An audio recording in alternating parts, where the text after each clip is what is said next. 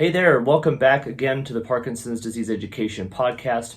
If you recall, in our previous episode, we discussed exercise and the principle of exercise as medicine for treating Parkinson's disease.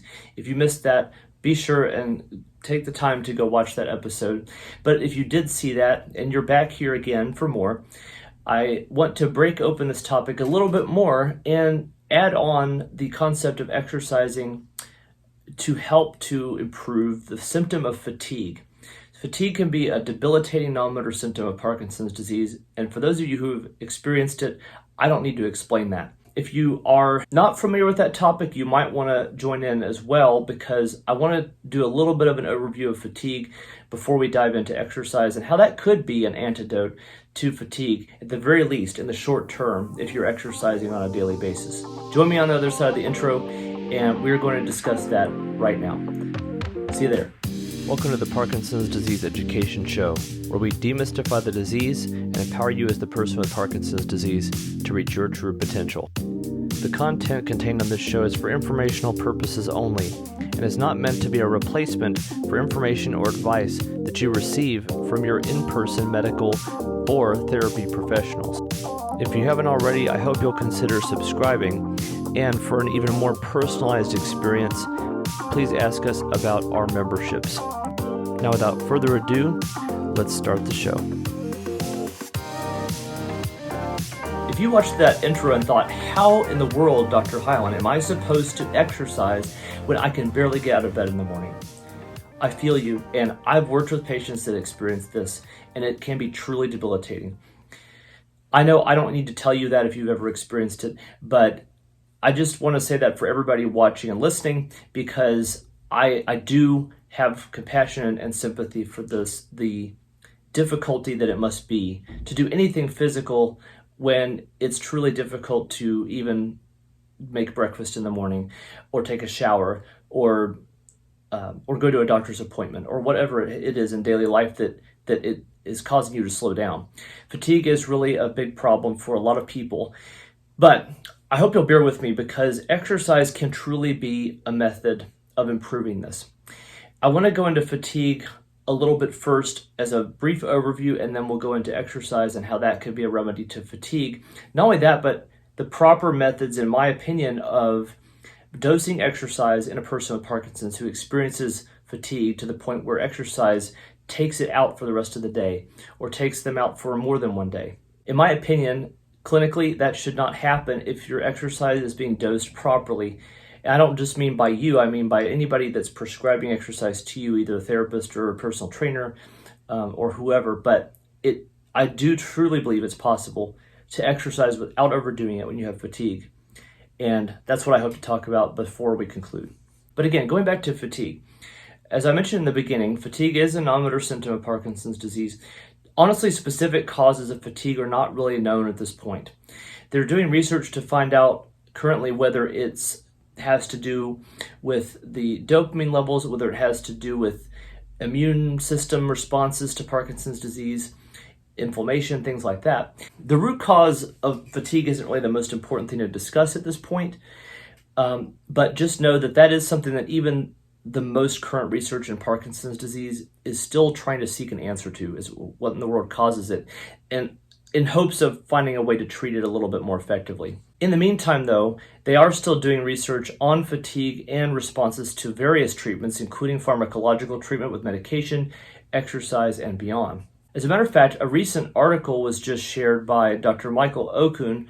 Dr. Okun is a professor at the University of Florida Fiksel Institute for Neurology, and is also the medical director for the Parkinson's Foundation here in the United States. He shared this article, as I mentioned, that basically was the results of what they call a meta-analysis, which is where they take multiple clinical trials, put the results together, and kind of spit out what all the results of those various studies showed as a whole. So in that meta-analysis, exercise at best showed a promising result of potentially helping to treat fatigue. Now, while I'm a little bit disappointed in the fact that the results of those trials weren't super strong, I am at least encouraged that the results of the meta-analysis of these trials showed that exercise is more promising than any other methods that they observed. Another conclusion, though, that Dr. Oken made, which I think is also very important to discuss here, is that sleep is really important when considering a response to treating fatigue.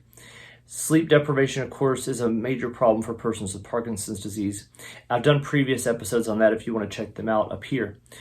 But suffice it to say that sleep deprivation, of course, can be a huge impact on fatigue, and improving sleep in any way, whether it's through medication, sleep hygiene, or better sleep habits, etc., that's definitely a key factor in fighting this.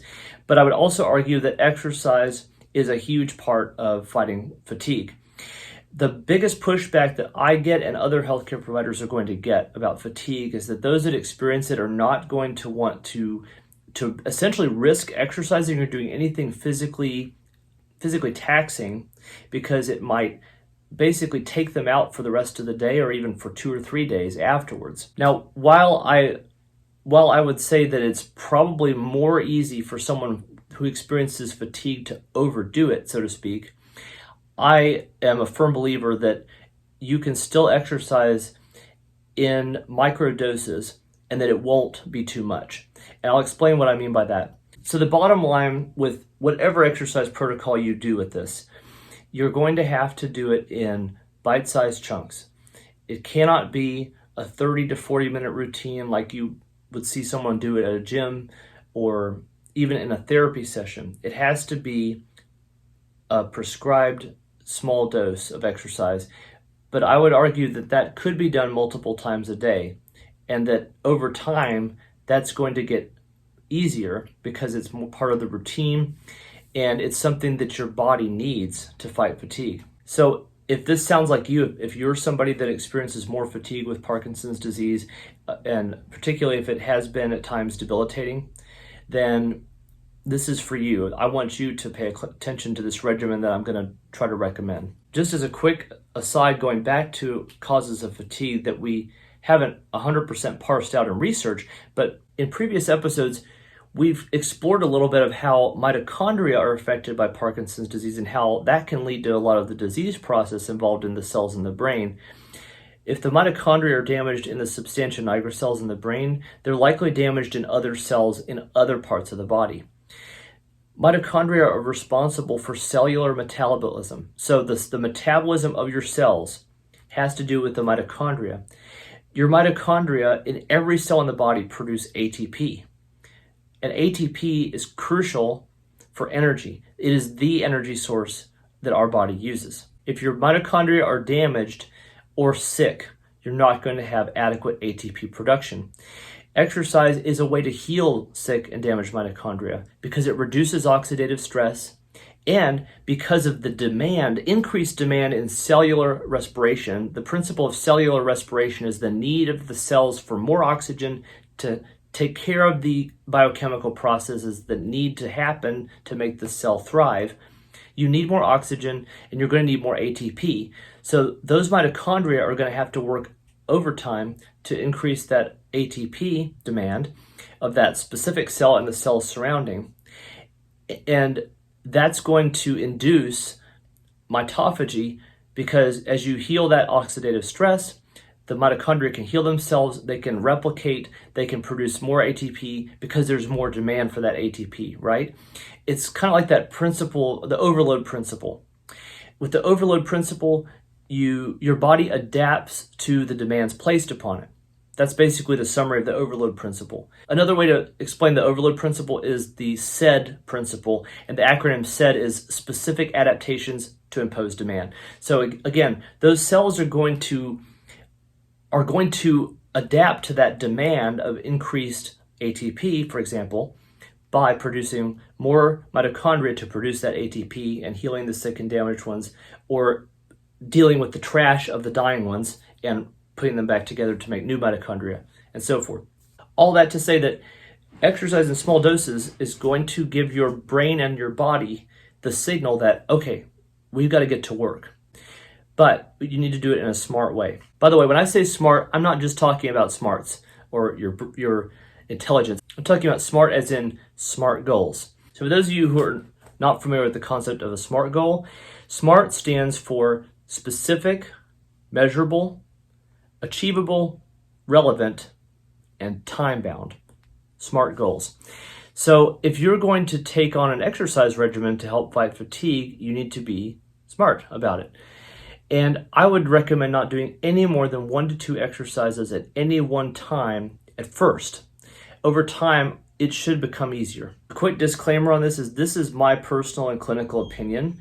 And also, this is based on anecdotal evidence of persons with Parkinson's that I've known personally, as well as those I'm connected with online, that all say that exercise helps them with their fatigue, even though you have to do it in a smart way. It does take a very specific approach, and I'm going to lay that out for you. This is how I, as a doctor of physical therapy, would prescribe exercise for someone I knew had debilitating fatigue. But let's just take 2 exercises, for example, and create one SMART goal for those 2 exercises.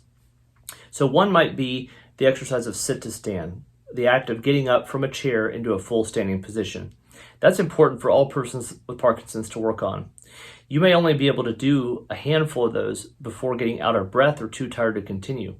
Let's say you can start with 5. 5 is a pretty reasonable amount. A SMART goal could be, in 4 weeks' time, I will increase my ability to do sit-to-stands from 5 repetitions to 10 repetitions in one set. That's it. That's a SMART goal. Another might be walking endurance in the home. So you might say, in 4 weeks' time, I will go from being able to take 1 lap around the house without a rest break to 4 laps around the house without a rest break.